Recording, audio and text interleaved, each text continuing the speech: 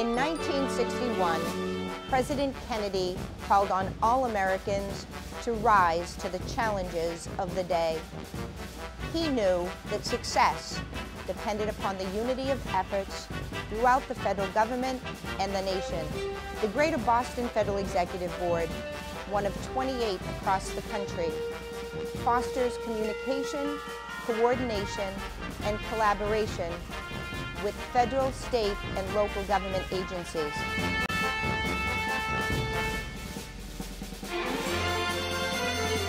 This is your federal government, and I am your host, Diane LeBlanc. Hello, everyone. Today we are featuring the VA Boston healthcare system, and we will be focusing on the Healthcare for Homeless Veterans program. Our guests today are Chris Dollard, who is the director of the Healthcare for Homeless Veterans program, Ken Sherman, who is a social worker with the program, and Dr. John Bradley, who is the chief of psychiatry for the VA Boston healthcare system. Gentlemen, welcome. Thank you for being here today. Well, thank you. Here. Thank you. So we begin our show always by having our guests give a little bit of background information about themselves. So Chris, I'm going to start with you. Tell our viewers how long you've been in your current position, and again, by way of background, education, prior career experiences that brought you to this point. Sure. Thank you, Diane, for having us here today. So I've been the Director of Healthcare for Homeless Veterans Programming at the Boston VA for the last 15 months. Previously, for 3 years at the Bedford VA, I held a similar position. Okay. Before that, for about 4 years, I provided direct care to veterans, helping them to gain housing and to keep housing. I've served other vulnerable populations similar to homeless veterans, but was really impacted by seeing how each homeless veteran is desirous to gain housing in their own situation, but also doesn't want to see their fellow veteran not gain housing. So that was very attractive to see these individuals continue to want to not leave anybody behind. Educationally, I have a Master's of Social Work and a Master's of Divinity. In both of those degrees led me to want to make a difference for this vulnerable population. Excellent, thank you. Ken? I just celebrated my 4th year at VA Boston, working in the Healthcare for Homeless Veterans program. I'm also a social worker, a Master's in Social Work.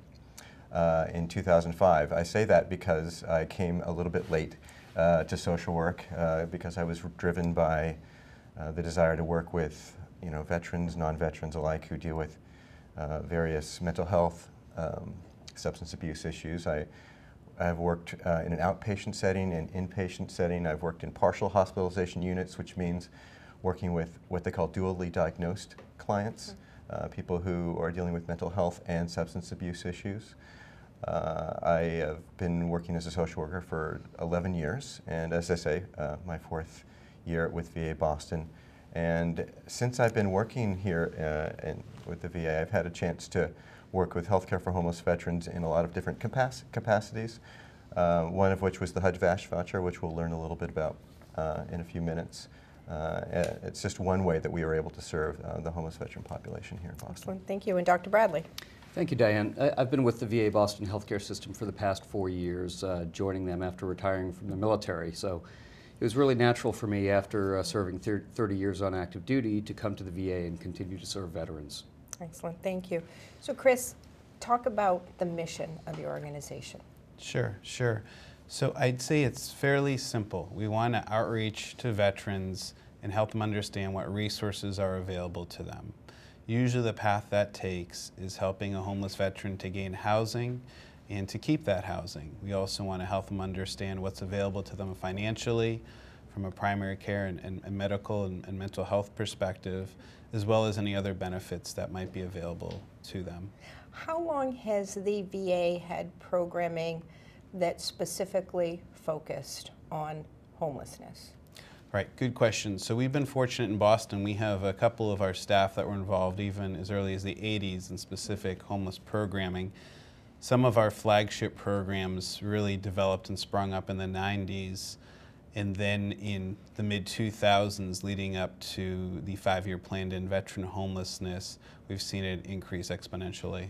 So talk about the 5-year plan. That's a national plan. Whose plan is it? How did that come about? Sure, sure, and that's one of the reasons why I'm so excited to be involved in serving homeless veterans. Very clear desire through the VA leadership, President Obama and First Lady, to see no veteran who desires to have housing be without it, to be out on the streets without hope and opportunity. So we've been able to, through that 5-year plan, establish some really clear principles, pillars that have helped us and undergirded our efforts. So just briefly to run through them. The first is an opportunity to increase outreach. We want every veteran who is interested to be aware of what's available to them through the VA, specifically to keep them from becoming homeless and to help them end their homelessness. Second, we want to work to increase our accessibility to any mental health needs they may have. Then we also want to work on prevention. It's the first time we were able to get out in front of putting out fires, so to speak, and helping people to stop their homelessness and actually prevent it. Another big asset to the 5-year plan was increased community involvement. This is not something the VA can do alone. So I'm proud to say that in the greater Boston area we have significant relationship with other federal, state, and community providers. Finally, we also wanted to make sure that all veterans knew about opportunities for income, additional employment, and other benefits. And most importantly, we increased our permanent housing stock. So veterans, through a voucher, a VASH voucher, could access permanent housing. Okay. So the 5-year plan, and you just said so much, I was trying to make a couple of notes. Okay. What was year 1? Right, so here we are. The last year is year 2015. So it got going in 8 and 9, and then so 10 through 15, it's a 5-year plan, and it ends the calendar year of 2015. Okay. So VA, and in particular the healthcare system, I mean, that's what you do. You take care of the veteran in need of health services, whether they're mental health or otherwise. And now this issue of homelessness that you're playing a major role in, but this 5-year plan to end veterans' homelessness, a federal initiative crossing multiple agencies. You talked about HUD, the Department of Housing and Urban Development. You mentioned jobs. I don't know if that's the Department of Labor. Who are the major agencies that have a responsibility for the 5-year plan? And I'm assuming the VA is the lead agency? Correct. Okay. I think there's a number of stakeholders across federal agencies. You just mentioned Department of Labor. HUD is a major player. They're the ones who are distributing about 10,000 vouchers a year over the past 7 years. So they are a key stakeholder. As well as in the greater Boston area, the state Department of Veterans Services. We're fortunate in Massachusetts to have a number of agencies that want to engage. But we've got investment from a number of federal agencies. So in preparing for today's show and in reading a little bit about your background, I read that you have, I'm going to get this right, a no wrong door approach for homeless veterans seeking services. What is a no wrong door approach? What does that mean? Right, that's correct, Diane. It sounds like an infomercial for a motel or something. But we just don't want a veteran to come to a medical center or a regional office or a national office and not be offered assistance and help. Even amongst any of our community organizations, we want to make sure that wherever a veteran were to show up or call us, that we're trying our best to make sure that we can quickly make a referral or help them right then and there with the proper resources. It's a good plan. Thank you. Good plan. Right. Ken, I'm gonna let you off the hook for just a little bit. Ken, your turn. What role do you play with this program? I facilitate a program called High Risk, High Cost, and it's a new program to the VA. In our time in learning about homelessness, there's been a push to understand what we call gaps in services, and that's to help identify areas in which the highest risk veterans are not getting served. And so there's been a national understanding recently, I guess over the last 10 years and even longer, analyses as to why certain populations are using emergency departments at an extraordinarily high rate. So community hospitals in particular have taken the challenge, and they have done all sorts of research and hired staff to try to figure out why certain certain members of the population are using the emergency room at these extremely high rates. And so the VA, I think I might be unique in the VA in that we're taking this issue on, is that we're looking at high utilizers of emergency services. We are trying to track them, both inside the VA and outside the VA, to determine why it is that they're coming to, imagine, 10, 20 times a month to an emergency room, either in the community or in the VA. And track them to see if they're homeless and if they need services. In many cases, what I do is internally track some of these folks who are coming to VA Boston, either at the West Roxbury, Brockton, or at JP locations. And I'm working with other community hospitals like Mass General and Boston and BMC to work with veterans who aren't using the VA hospital facilities, to see if they're homeless, if they are presenting with other issues, mental health issues, substance abuse issues, complex medical concerns, and trying to work with them to, I guess, put a floor under them. Mm-hmm. In many cases, they're in free fall, where they need to seek right fit services. And I think this is the sort of no wrong door approach that mm-hmm. Chris was referring to. The notion that they're not getting what they need. Resources are going to the emergency department, but still the folks who go there aren't seeing their primary care. They're not going to specialty services. They're not getting the mental health or substance abuse care they need. And so my job is to meet them where they are in the community and try to bring to bear the resources of the VA as needed, and try to get housing if it's appropriate, or whatever level of care would be appropriate to get them started on this process of getting housed. So you said the high-risk, high-cost program is a new program. Mm-hmm. New, a year, 2 years, 5 years? How new? We've been around just over a year. Okay. Very new. Very new, very new. Okay. And again, I think it's important to note that there are other hospitals, community hospitals in particular, that are really taking on the challenge, and we're learning from them. I work with a lot of different, I collaborate with a lot of different agencies. I'm thinking in particular the Boston Public Health Commission, and I attend twice monthly a meeting called Hughes to Homes, and that is... I'm sorry, what? Hughes to Homes. Okay. Thanks for asking, because it is confusing. High utilizers of emergency service, that's what that stands for. Okay. And so is this program here in Boston, is it a pilot program, or is this program being rolled out by the VA across the country? Well, I think this was initially a contracted program to see how we would do, to look at the numbers, to study some of the results. There's examples I could go into.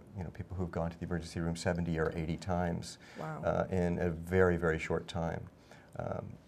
Vietnam veterans who are at this point maybe suffering with some sort of dementia, alcohol-related or not, who need help, who might not have family support. Mm-hmm. And so we're finding out all these stories of veterans who are not able to care for themselves in the way they'd like, and a way to reach out to them.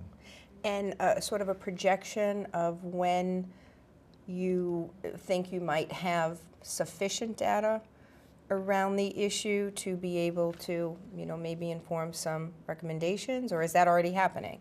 We keep data on an ongoing basis.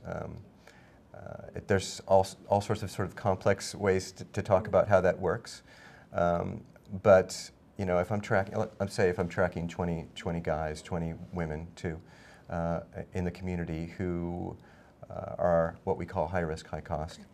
I'm sort of figuring out, how many emergency room visits they have prior to interventions by me and others, and then during the intervention process and after.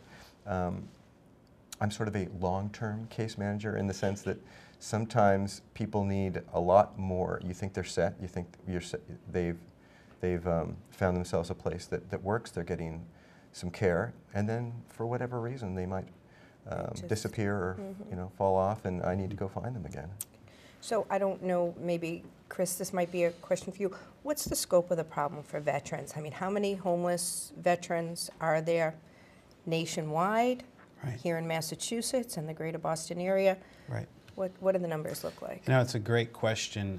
The data that we had starting in 2006, and these are estimates, was there was closer to 200,000 homeless veterans in America. And then in 2007, it was about 155,000 to about 130 the year after that. So that brings us to 2008, and we were beginning to focus on moving towards a 5-year plan. And so we were able to get it down in those early years to about 75,000 in, say, 2010 and 11. And we've, unfortunately, as with the rest of America, we've seen an increase in the homeless population.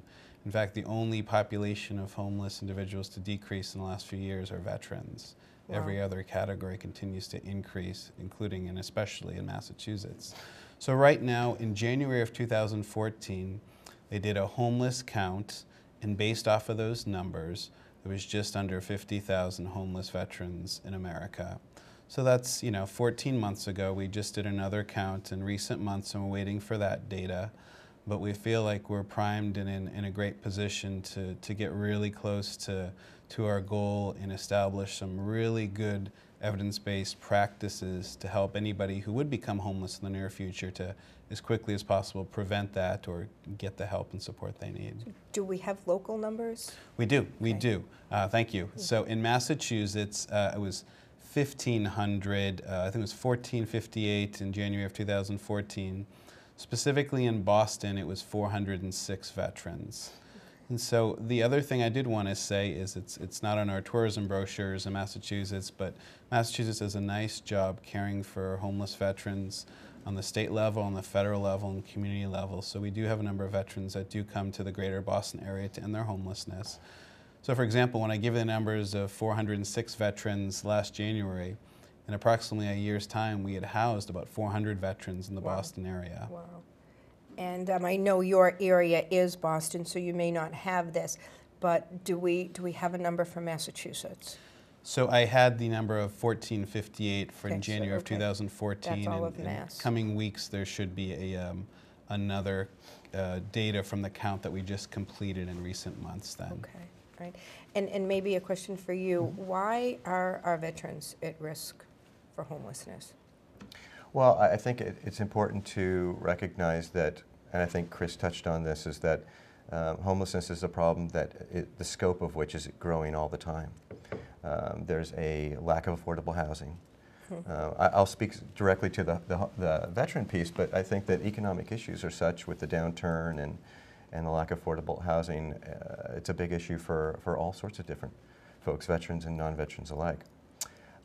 Veterans do present with unique concerns, whether we're talking about people who are returning from Iraq or Afghanistan, or if they might even be Vietnam-era vets who are still seeking our services. We know a little bit about, and we're growing a growing knowledge base about post-traumatic stress disorder and traumatic brain injury, which is new. And now we're learning so much more about MST, military sexual trauma, which affects both men and women. And this is a whole new sort of, it's not so new, but it's a growing area of study. And we're learning that, trauma, along with substance abuse that can co-occur with it. You can imagine a veteran who is suffering from trauma, using alcohol or opiates or some other medication or drug in order to sort of treat, in the short term, their symptoms. Those kinds of things conspire to lead to homelessness, of course. Complex medical concerns. If you can only imagine somebody coming back from Iraq or Afghanistan and dealing with any number of physical concerns, medical concerns.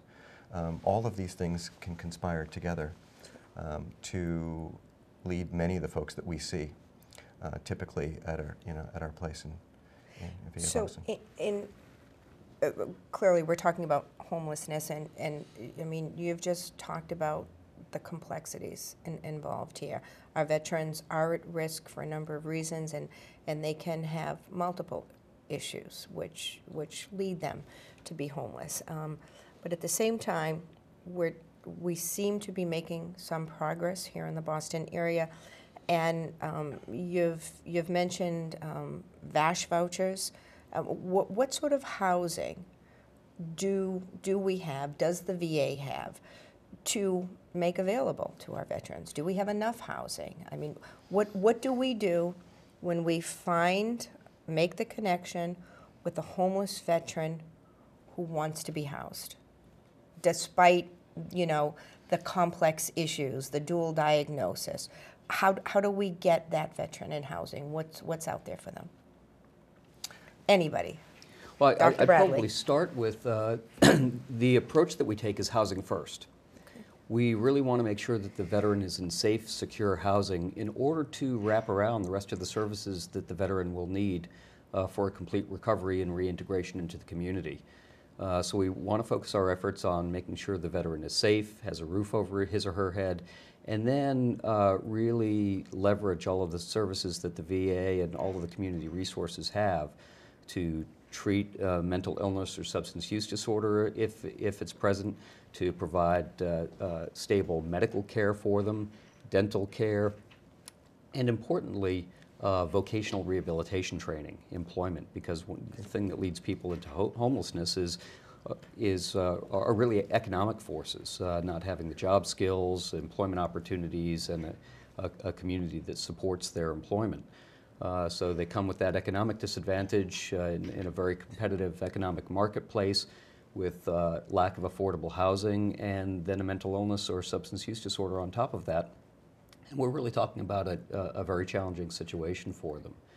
So we want to make sure they're in housing, and so that we can then begin to provide the definitive services that'll help their life recover. So when we say housing first, that's a simple concept. The veteran makes a connection. They're currently homeless. Where does that go? Because again, you have all of these other issues. Everybody's situation is different. So what housing options are out there? Mm-hmm. Not everybody is able to manage. I mean, even a single room apartment. I would imagine that veterans, men and women, again, circumstances are different. Females may be more likely to have children. But where do you find them housing? I mean, and is there enough available? I can't imagine it's as simple as saying, here's an apartment, here's the keys, you know, show up for your appointment on Monday morning and we'll deal with the other issues. Well, there are probably as many different paths as there are people in homelessness. And so let me paint one scenario of a challenging situation where somebody might not be able to go into independent living as their first step. Say, for example, there's an undertreated mental illness or substance use disorder. The first thing in that case we need to do is help stabilize that condition. And we're very fortunate in the VA that we have a wealth of mental health services, both on an inpatient, residential, and transitional basis, to help our residents recover their symptoms such that they can tolerate an independent living situation. So the first thing in that case we would do is perhaps admit them to the hospital to stabilize acute symptoms, transition them into a residential treatment program which is geared toward recovery. Now that the acute symptoms are under control, what do we do next for the long term?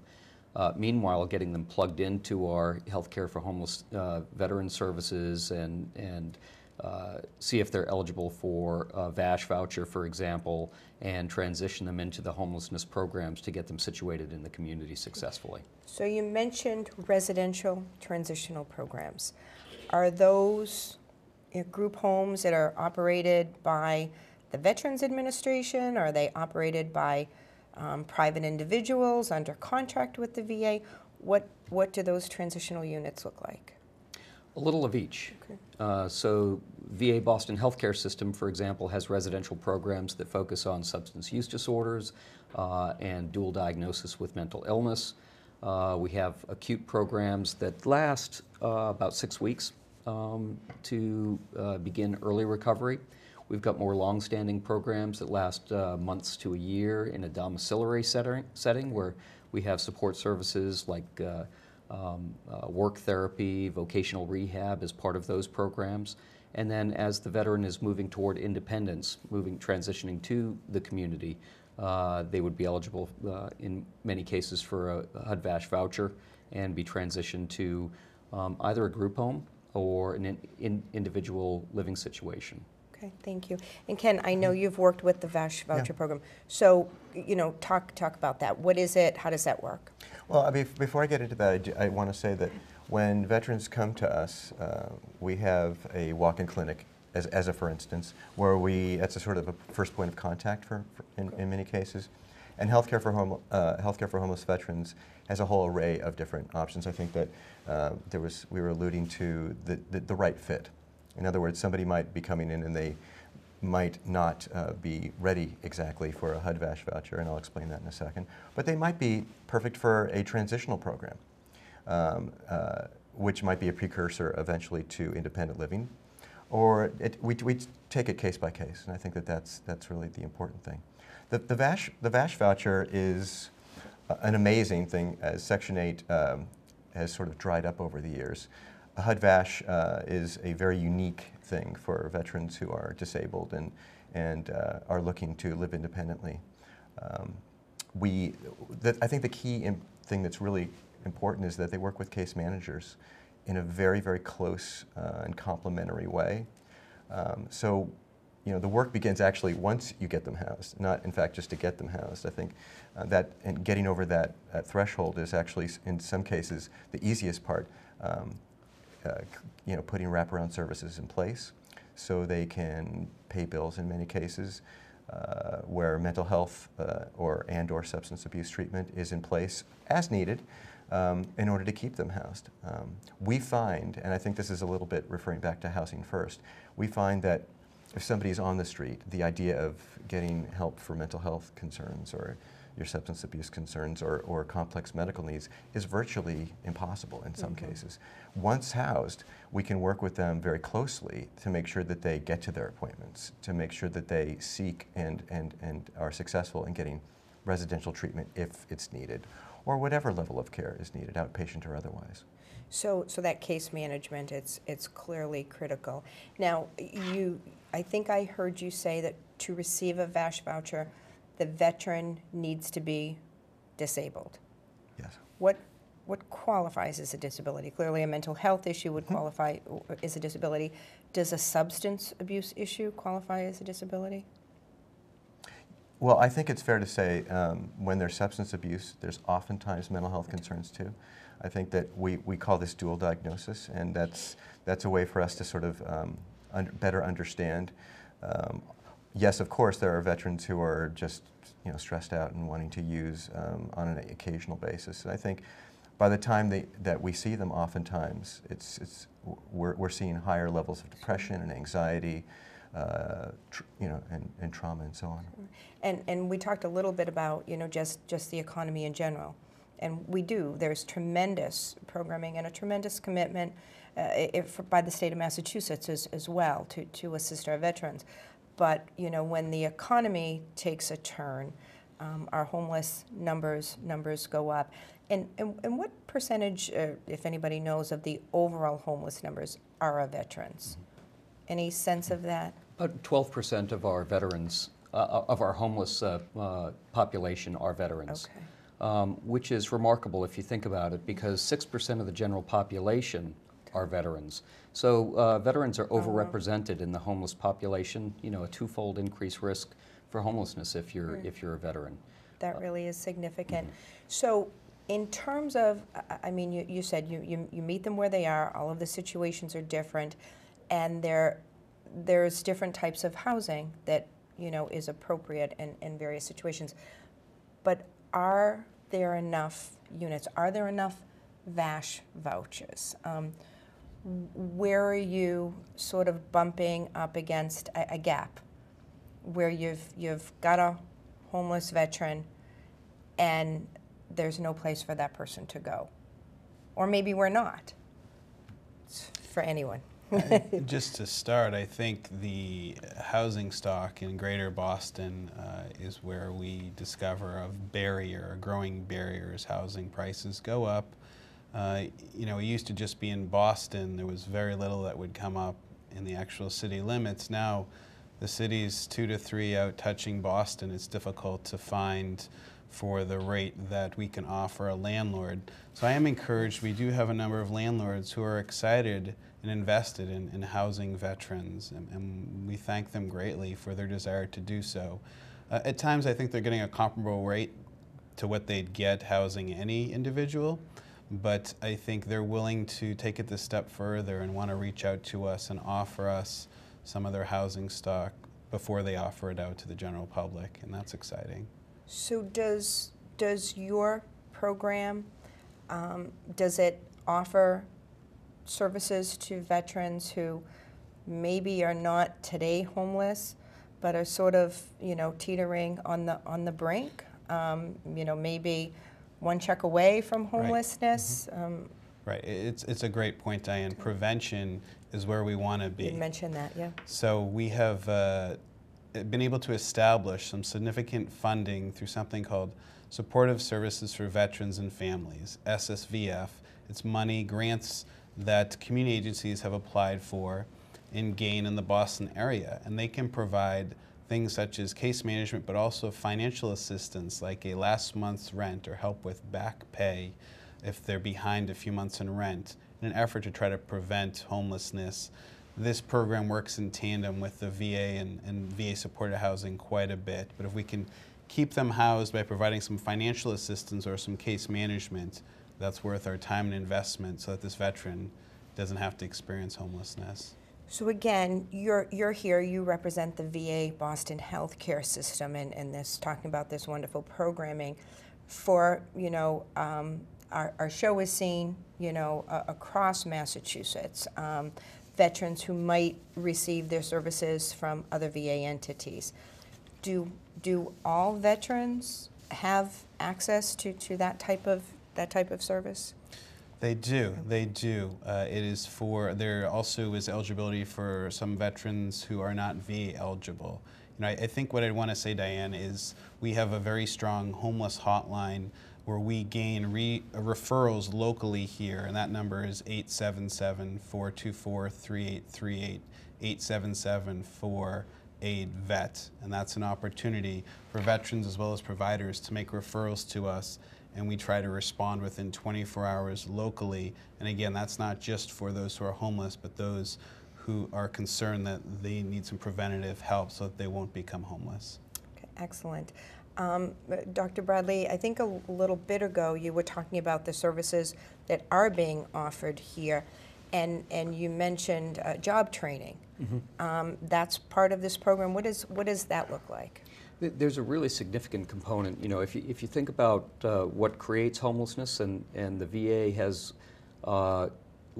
really tried to focus on the primary causes of homelessness, and vocational rehab and work therapy, rehabilitation and retraining programs are really a pillar of that effort. Without employment skills, our veterans don't stand a chance of really reintegrating into the community, except if they have a pension coming in of some sort, military disability or VA disability payment.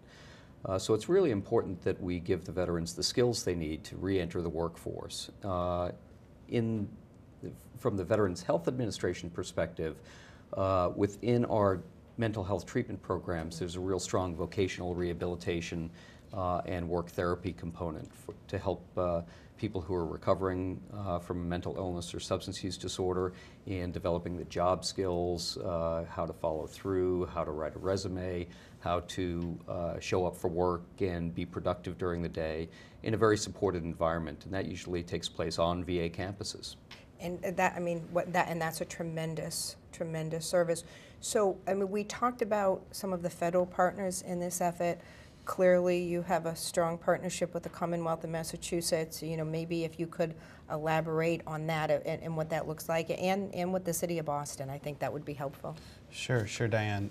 25 Cities is an initiative to affect the 25 cities with the highest rates of chronically homeless veterans, and Boston is one of those cities. And so we've really been mandated to ensure that we're meeting on a weekly basis with a really clear plan of how we're going to identify, outreach, and house homeless veterans to Department of Veteran Services is at the table each week, a number of community providers, United States Interagency Council of Homelessness is also there. And we have a really clear system in which all these providers can complete assessments of these veterans and then make sure that those who are most vulnerable or most in need of housing get that housing first, as well as those whose greatest need maybe is prevention and finances can get that resource first as well. So 25 cities. 25 that's cities. Pretty scary. And Boston is one of 25. In terms of states, I mean, is Massachusetts, or are our numbers higher than most other states? It is. It would seem to follow, but not necessarily. It is. I mean, you'd see a list of states that you'd identify as California. Boy, that's a high homeless rate. A place like Florida, places you'd want to be because of the climate. But Massachusetts has a disproportionate amount of homeless veterans who come here because of the pride I think community, state, and federal agencies take in trying to meet that need, helping them with financial assistance through the Department of Veteran Services or through the SSVF program, as well as all the other resources you mentioned here today. They know they're going to get a rich environment of care in the greater Boston area. And so communities in general, perhaps outside of Boston, maybe Dr. Bradley, you could speak to this. What can communities do? I mean, what's the relationship? This is a huge problem. There is a role for everybody to play. What's the relationship with communities, and what more can communities be doing? You're right, Diane. VA can't do this alone, and that's why we've partnered with federal, state, and local agencies to really address this problem of homelessness. Communities, I think, that are very responsive can step forward and be asking questions like, who are our veteran population, members of our community that we should be reaching out to, and what are the resources that we can bring to bear? Many communities provide homeless shelters. Many communities provide vocational rehabilitation services. And many communities are exploring housing options, what they can do to really provide affordable housing for their general population and their veterans in particular. So there are many things. Business leaders, for example, should be thinking about, is a veteran good for this job? What does that do for my business to bring veterans in as part of the workforce? The VA, for example, takes a very active role in giving preferential hiring to veterans. And so a significant number of our employees at all levels, myself included, are veterans, serving veterans. And so it's a smart business move, and our business leaders should be asking how to avail themselves of the skill sets that veterans have learned throughout their military careers and bring that into the workforce. So again, you've talked about so many important things. You mentioned the VA, preferential treatment to veterans, obviously. That's actually federal government-wide. Veterans appropriately receive, first priority in terms of filling positions. Can communities, are there ways for communities to give veterans priority when it comes to affordable housing? I mean, Chris, you mentioned the affordable housing stock in the Commonwealth of Massachusetts is not great. So the units are limited.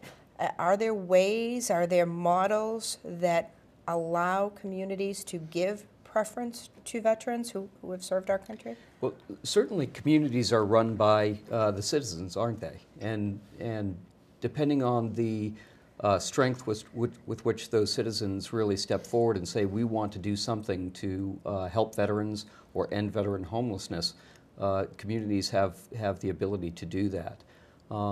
We're fortunate in Massachusetts where every community has a veteran services officer who is leading the charge, making sure that members of local councils and community leadership are aware of veterans' issues and bring those issues to the table for the town to digest and determine how best to address the needs. So the local veteran services officers, key positions, and you say Massachusetts, really at the forefront in that regard.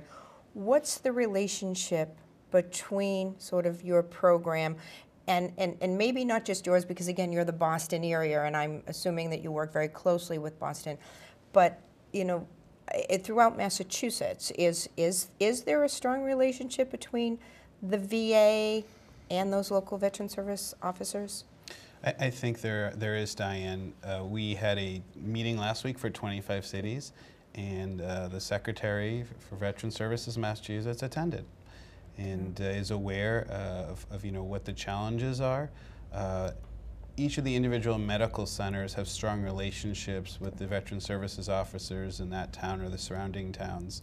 You can imagine a veteran moving into a certain town with a VA supported housing voucher, a VAST voucher, is extremely invested in understanding what resources are available to them.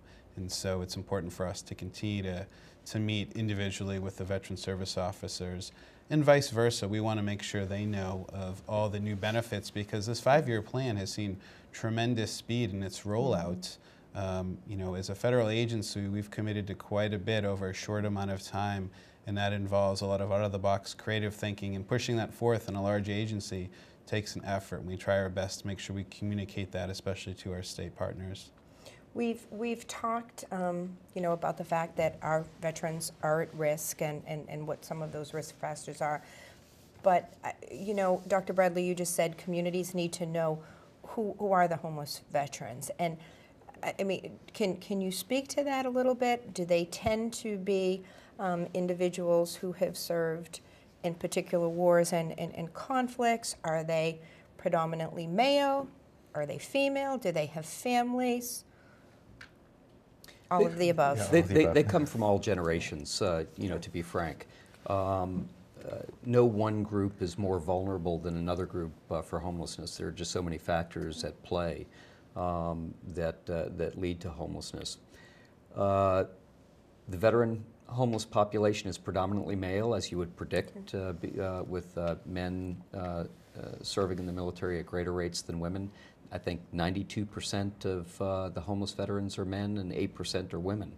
And that's an often overlooked demographic. We really need to be on the lookout for and providing services for our women veterans who are particularly at risk, who may have young families that they're responsible for, and frankly certain higher risks in a homeless situation of assault and being taken advantage of in other ways. So it's really important that we keep them at the bullseye of the target and look for ways that we can help women veterans especially. That is an interesting point. And are there currently any programs, any outreach efforts just focused on female veterans and their families?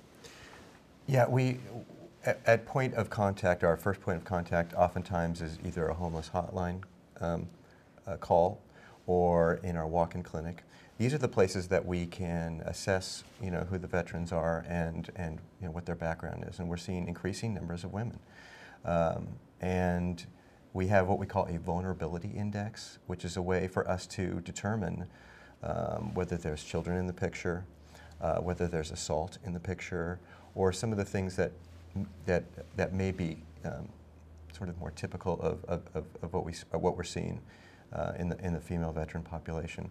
And there are all sorts of resources to deal directly with those issues, whether they be a residential treatment program specifically for women, whether if they're in a shelter situation, female-specific beds and case management to address specific female needs.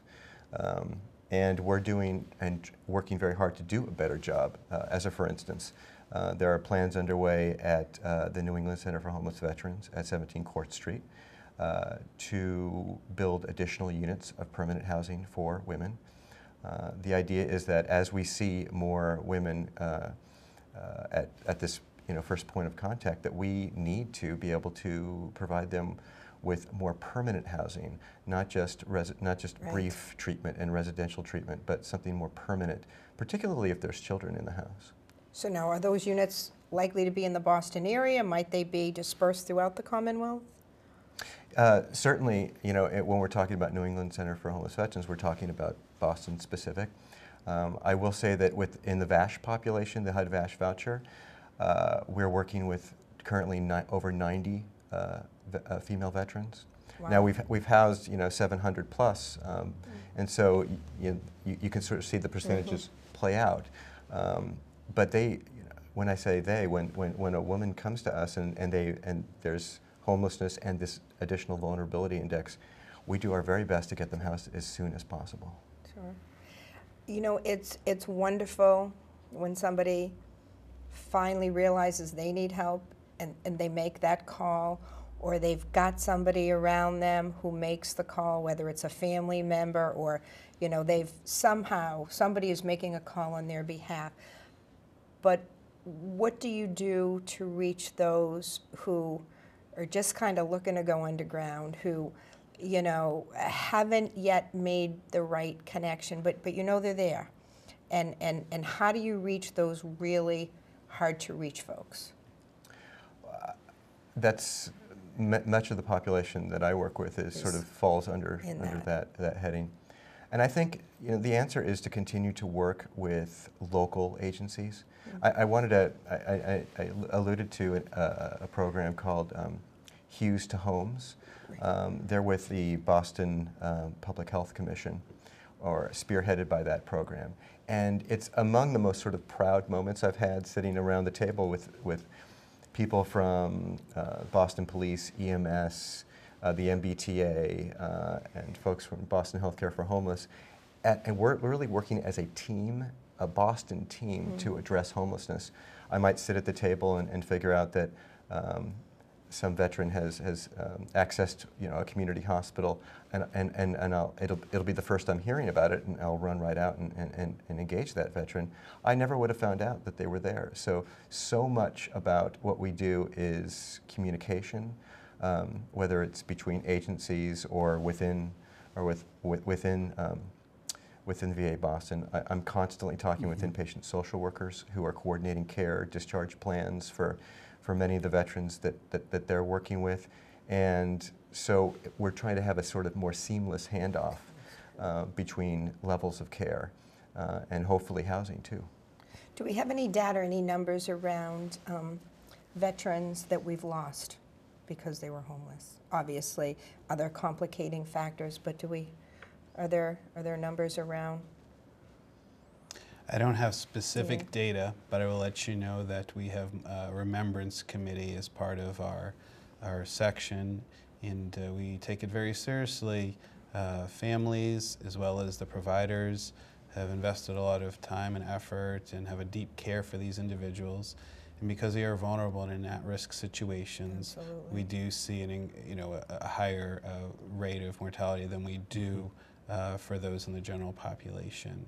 So we do care deeply, and we spend time. We planted a garden this past year over Jamaica Plain. Just opportunities for us to remember the work that we're doing and these specific veterans, because many of these veterans are wonderful individuals who not only have worked to leave homelessness, because most of the veterans we're serving are formerly homeless now, but they've also been the best outreach individual to their fellow veterans who are on the streets. They know where they are. One other program I just did want to highlight briefly, Diane, as you mentioned, difficulty reaching out to certain individuals. I think there's this misnomer that you have to be completely sober and have your act together to get into one of our programs, and it couldn't be further from the truth. Housing First is really targeted at all individuals who want housing, even if you don't want an appointment with a psychiatrist or to explore any medical or mental health issues, or you're not even interested in becoming sober right now. We have a program for that, a 6-month program where the only goal is to work towards permanent housing.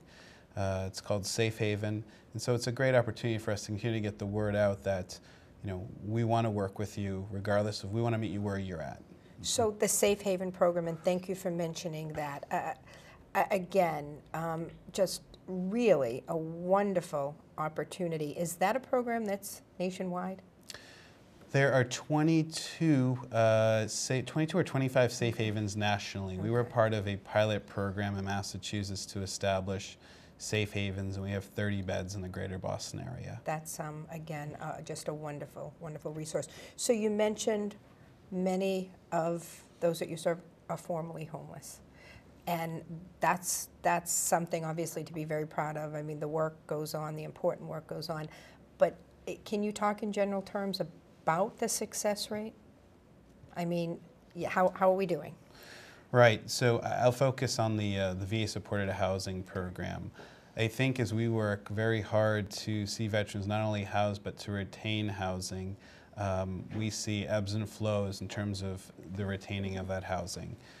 We've moved towards a model that is a team approach, multidiscipline. Most of our staff are social workers. We now have integrated 8 peers, formerly homeless veterans, that can have these difficult and honest conversations, nursing staff, psychology, occupational therapy, in an effort to make sure that we can do our best job at not only intaking somebody and helping them to get out and look at an apartment and get into it, but then to think through how to reintegrate themselves into the community. We've also been able to invest in some additional employment supports, helping veterans understand not only what the VA has in terms of supported employment, but what exists out in the community. So I think we're hopeful that the rates continue to go up. I will say that as I think gone are the days of housing anyone who's homeless was easy to end. And so we continue to really focus in and roll up our sleeves and work alongside veterans who you know, have been resistant to our involvement and have built some strong relationships, and so that's exciting to see. You know, I also wanted to ask, and our time is running short, but you have done work with the Veterans Justice Outreach Program and the Veteran Court Program. I mean, very exciting work. Just talk a little bit about that. Sure. So under this 5-year plan, we've got a lot of resources to contribute to helping justice-involved veterans. So Veteran Justice Outreach is meeting a veteran pre-trial who is being considered for an offense that was committed due to their military-related issues. And so it's an opportunity for us to ward off treatment for this veteran as part of the prison system, which is the biggest mental health provider in our country, and instead see them gain treatment through the VA. And just briefly, on the back end, we do have a number of veterans who are leaving the prison system and re-entering, and we have the capacity to go into the prison system up to 6 months before they're released, work on discharge planning because they're extremely vulnerable to homelessness as well. It's really wonderful, innovative programming. Again, we've covered so much, but I feel like we've barely touched the surface. You gave a phone number out. Any other ways that, you know, somebody watching who might have a family member, be part of an organization that works with the homeless, is that phone number the best point of contact? What are the best ways for people to connect? The homeless hotline is the best point of contact. We've trained all of our providers as well as all of our hospital staff to make sure we have a no wrong door policy. So anywhere you want to go, we are trying to be responsible to meet you there. So the homeless hotline is one opportunity. The walk-in clinic we have, we do street outreach with all of our partners as well. We work with the veteran service offices in the town. But the hotline is something that we get that immediately, and we can take responsibility to reach out. You don't just have to be a veteran calling that number. You can also be a family member, a provider. Excellent point. Any you know, last thoughts? Anything that, you know, we need to tell our viewers? Well, I would just reemphasize that in a nation as great as we are, no one should be homeless. Least of all our veterans who serve the American people. The good news is that the VA, in partnership with our national and local community leaders, is doing a lot of work to end this problem. We're making great strides, reducing homelessness by 1/3 since 2010, from 75,000 veterans down to 50,000 veterans nationwide. But a lot more needs to be done, and the VA can't do it alone. We need our community partners. We need every man and woman in this country to dedicate a little bit of energy to sorting out this problem and helping homeless veterans. I think that's a good note to end on. Excellent. So I want to thank our guests from the VA Boston Healthcare System for joining us today and for helping us to better understand the Healthcare for Homeless Veterans program and the work being done to provide health care to our homeless veterans and housing, and the efforts being made by the Veterans Administration. I thank you for watching, and I hope that you will continue to join us as we feature other federal agencies on your federal government.